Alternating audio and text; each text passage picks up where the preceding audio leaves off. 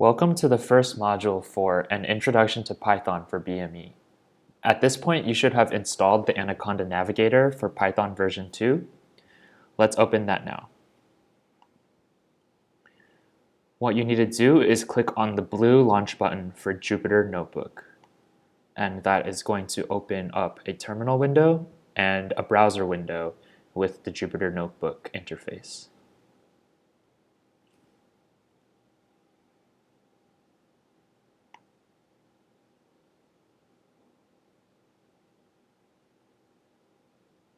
So once you have the Jupyter Notebook open, navigate to the directory for which you downloaded the Python tutorials. So for me, that's in this directory. And let's open up the first module, an Introduction to Python. So if you click on that, it opens up the Jupyter Notebook in a new tab. Okay, cool. Now we have everything that we need to have open in order to get started. So the first section of this module is just a brief description and introduction to what computer science is and how it might be relevant to BME. But we're not really interested in reading that. We just want to get started with the coding. So let's skip over to section 2. So the first thing to understand about Python and computer programming in general is data types, variable assignments, and functions. So the four main common data types you'll encounter in Python are integers, which are basically whole numbers that we think about every day in terms of just what mathematical integers are. And then there are floating point numbers, which are basically all real numbers. And floating point numbers involve this floating decimal point.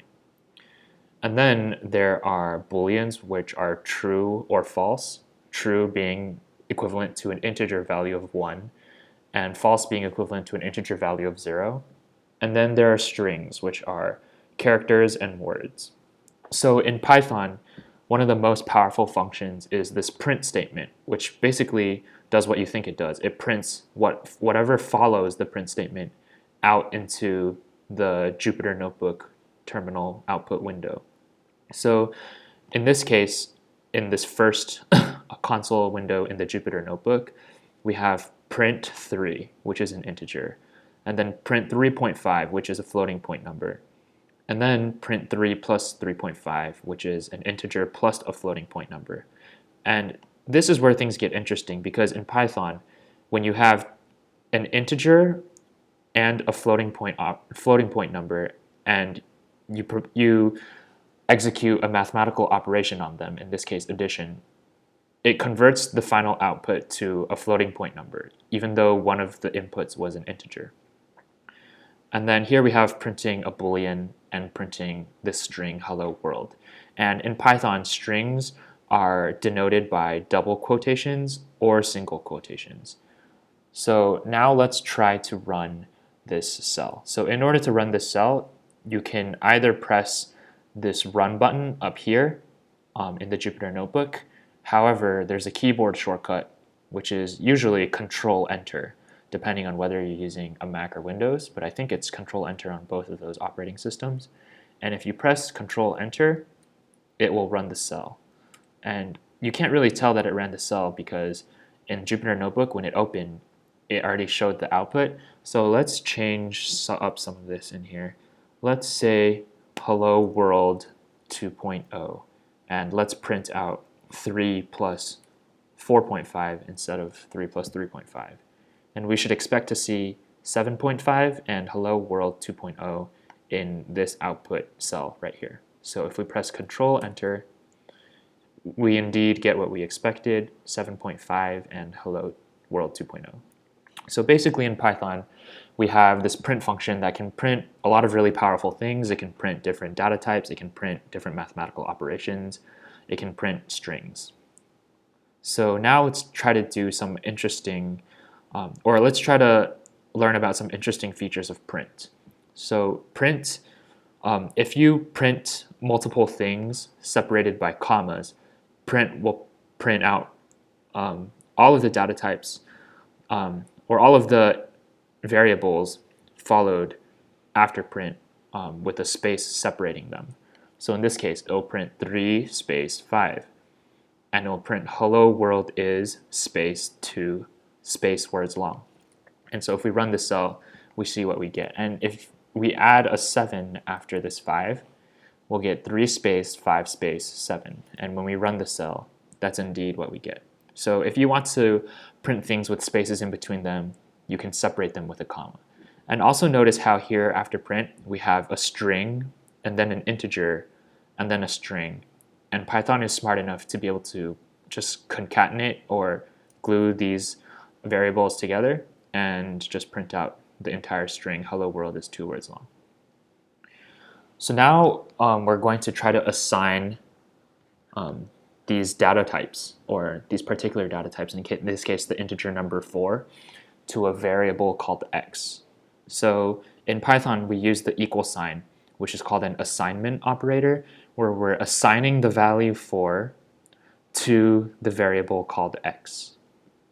And in order to check that we're indeed assigning an integer, Python has this function called type, where if you call type, which is a function, and you put in x as what's known as the argument or parameter in these quotation marks after type, Python will return to you what the type of x is. In this case, it should be an integer. So what we have in this cell is we're assigning 4 to the variable called x, and then we're printing out the statement, the variable x is of whatever type it is of. And so when we run this cell, that's what we get. The variable 4 is of type int.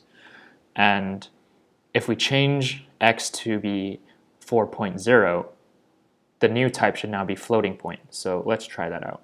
Control Enter. The variable 4.0 is of type float, and that's exactly what we expected.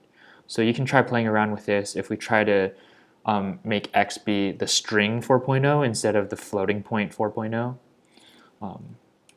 now we have the variable 4.0 is of type string. And yeah, that's basically it for variable assignments and data types. And so going back to what we just called this green lettered word type, it's green lettered because it's a built-in Python function. And functions basically perform operations on different variables. And so in this case, the function type, the operation that it performs is that it returns the Python data type that this parameter x is. So we'll explore some more about functions later on in this tutorial. Okay, so in this next part of this tutorial, we'll see how Python can be used as kind of a glorified calculator. So again, we're going to assign 4 to the variable called x. And we're going to do a couple of different operations here. Here, we're just going to print out the value of x. In the next line, we're going to add 1 to x. We're going to subtract 1 from x. We're going to multiply x by 2.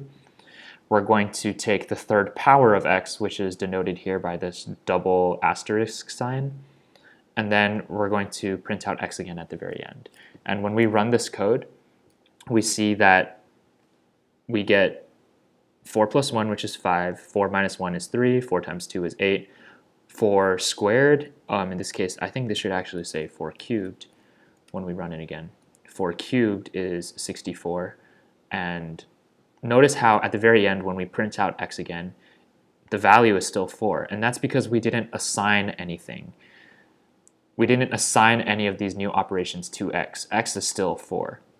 If we wanted to assign, say, x cubed to x, the way we would do this is we would say x gets x to the power of 3. And what this is going to do is say the new value of x is the old value of x to the power of 3. And the old value of x is currently 4. So what that's going to do is if I print x now, the last value should be 4 to the third, which is 64. So let's try that. Yep, so now we have the value of x is 4 in this line, but then when we assign x cubed to x, when we print out x again, we get 64. Okay, and similarly in this cell, we assign 5 to x, we print out x, it should say 5. And then when we add 1 to x and assign to x, and we print out x, we should expect 6, which is exactly what we get. Okay, so now we're going to introduce a couple of shortcuts. So you can assign multiple variables at the same time in the same line. So before here we had x equals 5. But let's say we wanted to create a variable called x and y. If we separate them with a comma and we assign 4, 5 to them, this is the same thing as saying x equals 4, y equals 5. And here we can use this plus equals and times equals operators to mean the same thing as x equals x plus 1 and x equals x times 2. And basically this is just a shorthand way of saying it so that we can write a few fewer keystrokes in order to make the code look a little more elegant. And so if we assign 4 to x and add 1 to it, we should get 5. And if we assign 5 to y and multiply it by 2, we should get 10. And that's exactly what we get. Okay, so now we can see a feature of what we were talking about before, which was that if we perform a mathematical operation on an integer and a floating point number, then the final answer is converted into a floating point number. And in this case, we're letting x equal 3, so 3 is an integer. However, if we add 0.1 to x, which is currently an integer 3, we're adding a floating point to an integer, so our final type should be a floating point. And it should also have value 3.1, so let's check that really quickly. And when we run the cell, we indeed get x starting off as an integer, and then when we add 0.1 to it, it's a floating point. And then after we add 0.1 to it, the final value is 3.1. In Python version 2, one of the things you have to be really careful about is division. So in Python, if you use the / sign as division in between with two integers as your divisor and dividend, Python does something called integer division, which is basically it cuts off the remainder and only returns to you the whole number part of the quotient without the remainder. So when we say 2 divided by 3, and 2 and 3 are both integers, then the value we should get out is 0 because the remainder is 2 and the quotient whole number part is 0. And when we do 5 divided by 3, we get 3 goes into 5 one time with remainder 2, so it drops the remainder and the value you should get is 1. If you want normal floating point division, as we do in normal math, everyday math, either the divisor or the dividend has to be a floating point. So when we do 2 divided by 3.0, we'll get what we normally expect, which is 0.666666, etc. And when we do 5.0 divided by 3, we'll get 1.6666. So this is something to be really careful of in Python version 2 and when you're using this Python to do the assignments, which is when you're dividing two integers, you get integer division, which is sometimes useful, but most of the time you want to do floating point division, in which case one of the two numbers that you're using to divide has to be a floating point number. So that's just a little weird thing about Python too you have to keep in mind. And then this line right here is just a fun little statement to show you that you can use Python as a really interesting calculator, basically, a really powerful calculator. You can change some of these operations and notice that it preserves standard order of operations.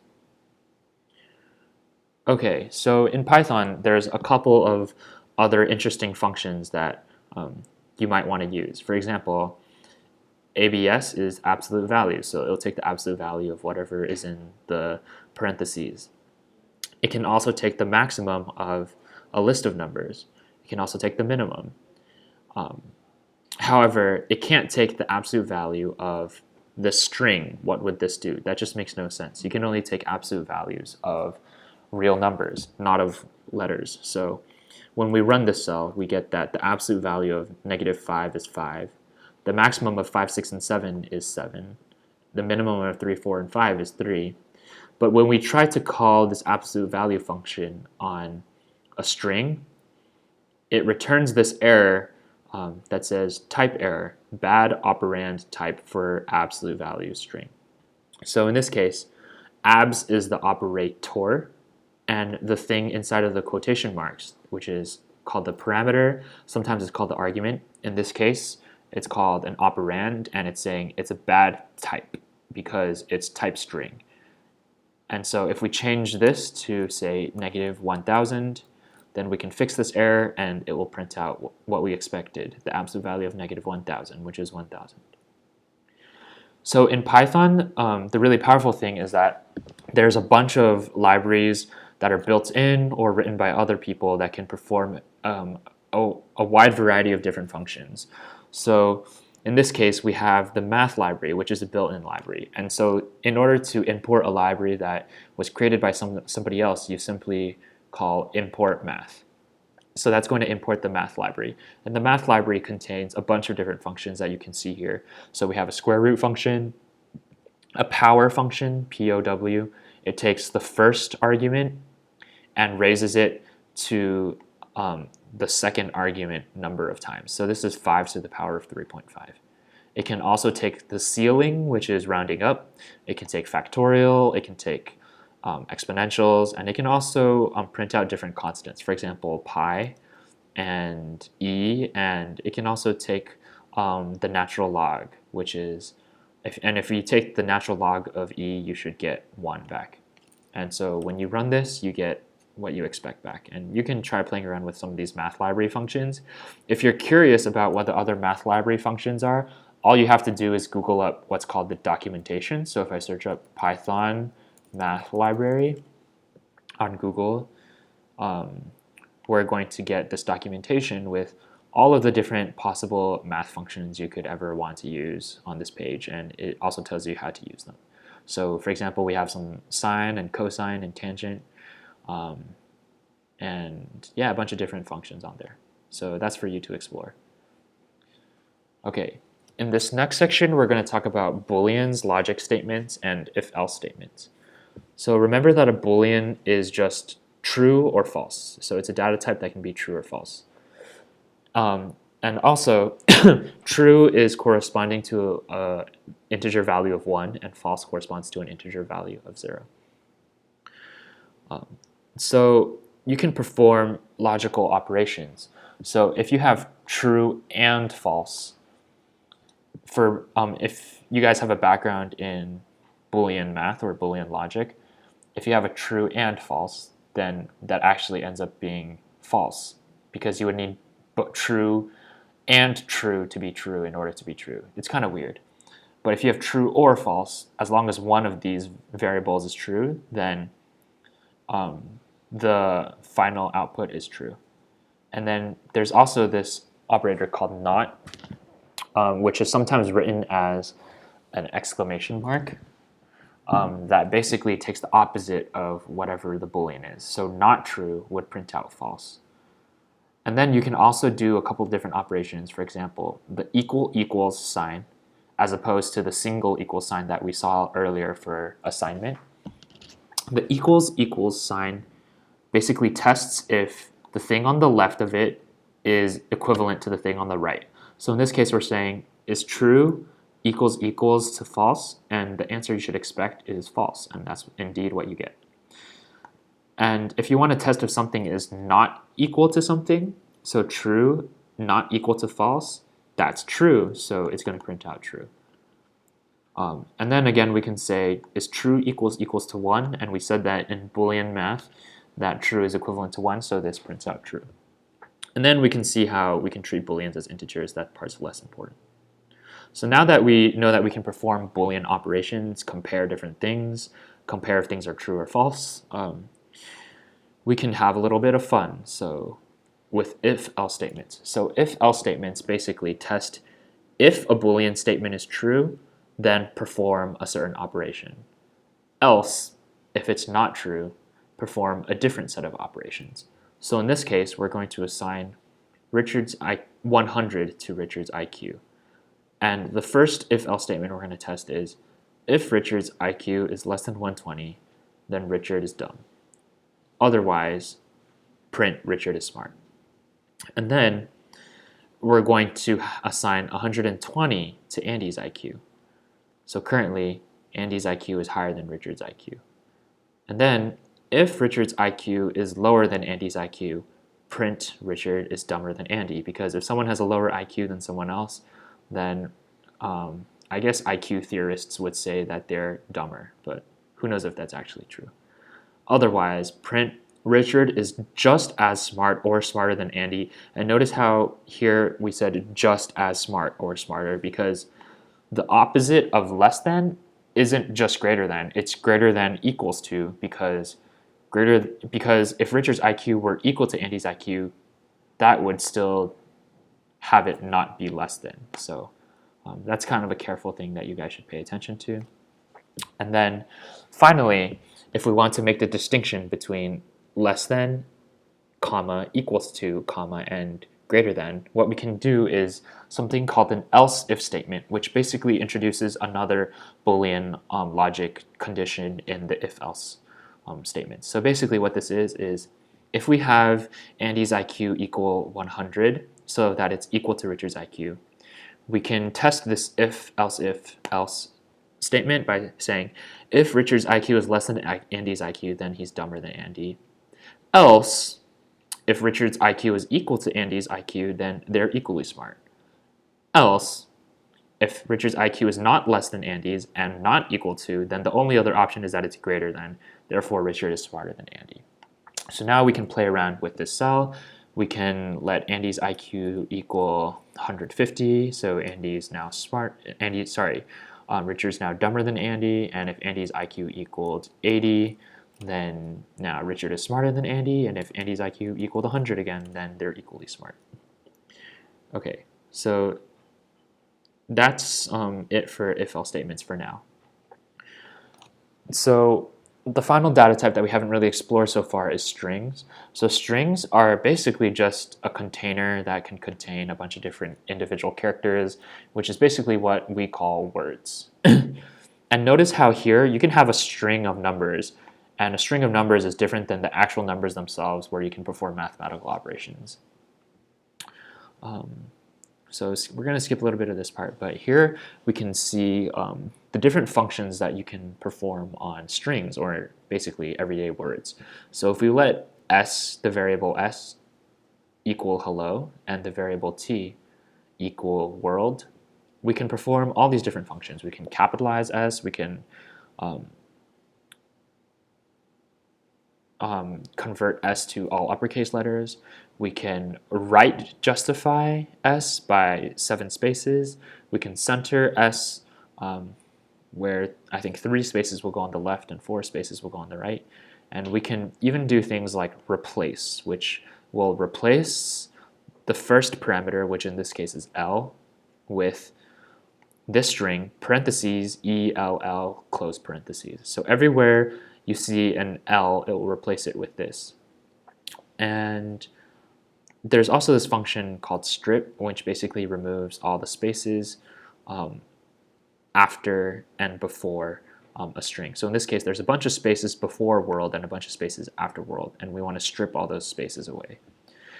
And then finally, you can use the addition sign to glue different strings together. So in this case, if we take hello and add a space and add world, it will print out hello space world. And so when we run this code, we get our expected output out here. And we can try playing around with this. You can replace hello with, you can replace the L's with, say, the number 1. Or we can change world to be worlds, plural. And if we print this out, we see that we get hello, hello, hello, and then here we have hello where the L's are replaced with 1s, and finally we have hello worlds, plural. So now feel free to play around with this cell in order to mess around with the strings.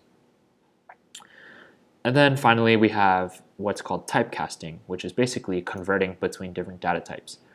So for example, if you typecast the integer 2 as a float, Python will convert that integer to a floating point number. And if you take a floating point number and you typecast it as an integer, it will round down the floating point number to the nearest integer. And if you have a floating point number and you want to convert it to a string, Python will convert a floating point number to a string. And so basically, Python can convert between different data types. So finally, this is a summary of all the data types so far. So we have x getting hello, y getting world, and if we do x plus space plus y, we should get hello space world, which is what we get. And then we can convert the integer 2 to a string and print out hello world is 2 words long. So that's what we get here. And then you can typecast 2.5 as an integer, which would get you 2. And then if you typecast that as a string, you still get 2 out. Okay, so the next container type in Python is called a list. So a list is exactly what you think of, which is just a sequence, an ordered sequence of different objects. So in this case, we have a list of integers, and in this case, we have a list of strings. And so lists have each object in them separated by commas, and lists are denoted by these square brackets. So if you let nums get this list, when you print out nums, it'll print out the entire list. So the cool thing about lists is that you can access each one of these individual elements in the list using something called indexing. So Python is a language that's zero indexed, where basically the first position in lists is actually the index position 0. So when we call nums and we want the first item, we actually call nums square bracket 0, and that will return 1. And if we call names square bracket 0, we'll get Andy. And sorry, I have to run this cell first. And then now we get 1 and Andy. And if we want, say, Haas, which is the third name in the list, we actually get names 2 because remember, the first thing in the list is index position 0. So we have names 2 would be 0, 1, 2, which is the third item in the list, and that's Haas. And yeah, you can do really powerful things with lists, which we'll explore in a later module. So now you can actually select more than one item from a list using something called slicing.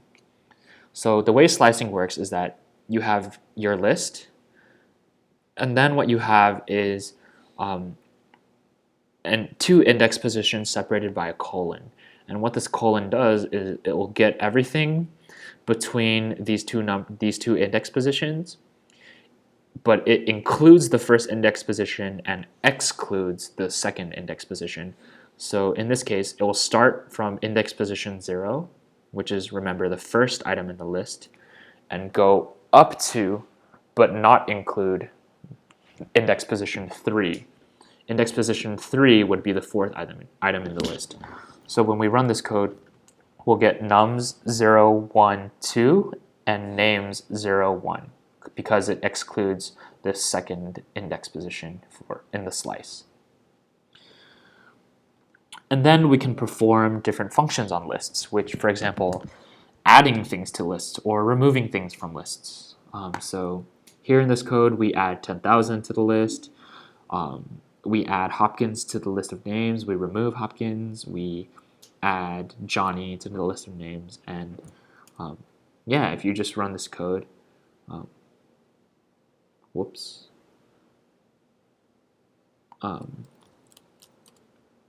we get a bunch of different lists. And so yeah, notice that in Jupyter Notebook, if I keep running this cell, nums, it actually remembers what nums is. So each time I append 10,000 to nums, nums grows and grows and grows and grows and grows.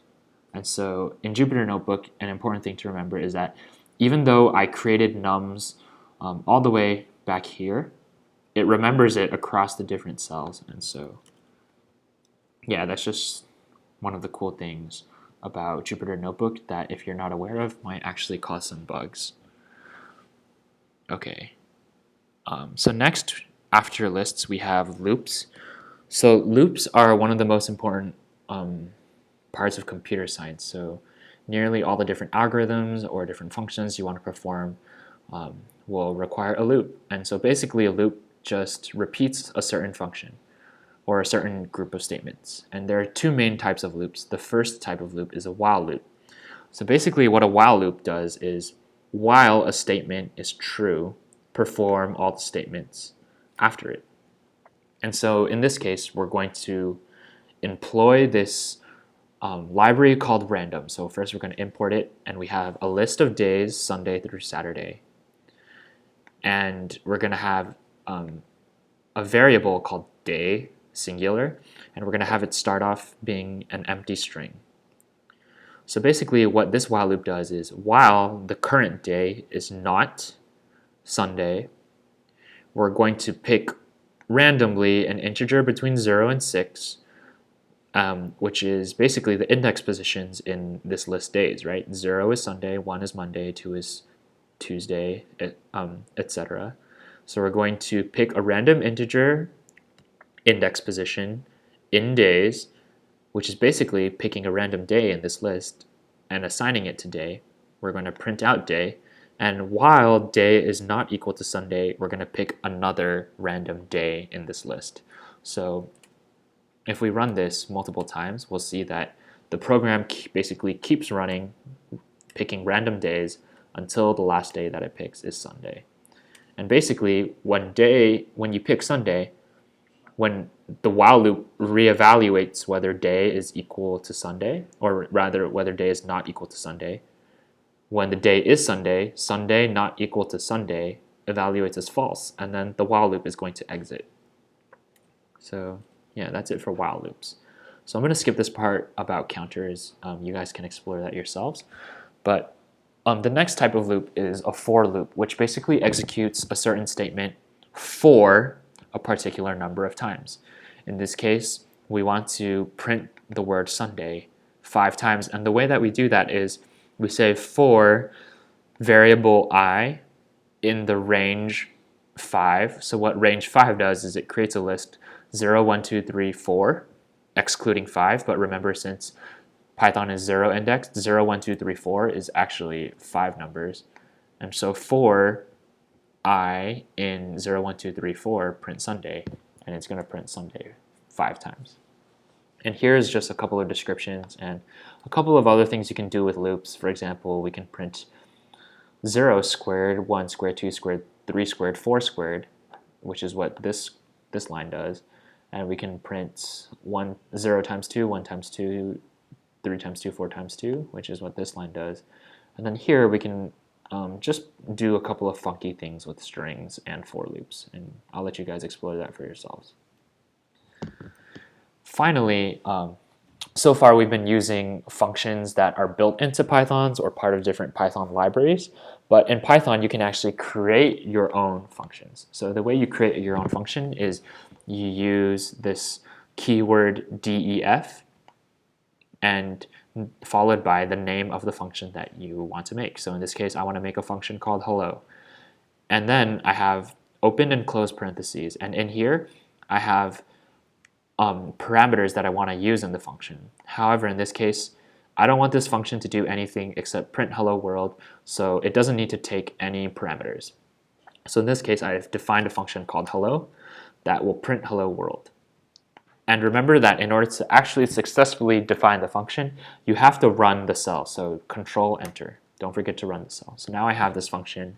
I've defined it called hello, and it prints hello world. So now when I call it here, right here, it's going to print hello world.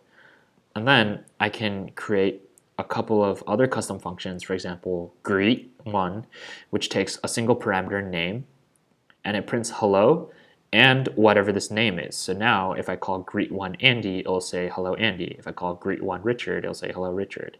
If I call greet1 2.5, it'll print out hello 2.5. And you can check out what some of these other things do here. For example, greet2 and greet3. And yeah, that's basically it for an introduction to Python. We've learned about different data types, variable assignments, different things you can do with math. We've learned about booleans, if-else statements. We've learned about strings and the different operations you can perform on them. And finally, about lists, loops, and custom functions. And yeah, now let's try to explore some exercises just using what you've learned so far, and you'll be able to find out that there's actually a surprising amount that you can do just with what you've learned. For example, in this assignment, you might convert between Fahrenheit and Celsius, you might find the area of a circle, and there's a couple of different other assignments on there for you guys to do. So yeah, good luck and have fun.